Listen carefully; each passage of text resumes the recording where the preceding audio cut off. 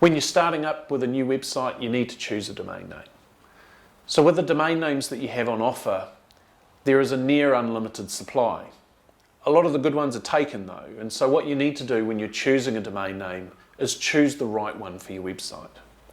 And in most cases, we find that there are two choices that you've got to make. The first choice is this domain name going to represent my brand? The opposite choice is, are we going to use the domain name to fill it with some keywords that's going to help with search? And most of that comes down to how important is your brand to you. We've got some clients where brand is everything. And so the domain name for those businesses has stayed with the brand. And there's nothing wrong with that. It just means that they are focusing on the brand and they're making sure that every time there's an interaction with the business, the brand is front and center for everything. The alternative though, and especially when it's a small startup business trying to make it into the market, having a keyworded domain name can be an advantage.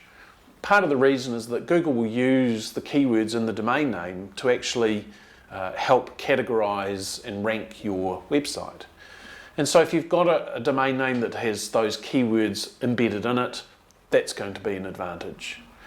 So what you need to make sure is you need to decide, is it going to be brand first or is it going to be keyword first when you're choosing those domains? You don't want to make them too long, so you want to make them easy for people to type out if they need to. But because most people are going to be clicking on a link which will take them to your website, even if it's through a search engine, the length isn't overly important. But if you are going to be putting it on brochures, flyers, business cards, any other kind of paraphernalia, especially if you're going to use it for things like radio where people are going to have to listen and then translate that into something that they've typed in, you do want to keep that in mind when you're choosing your domain name.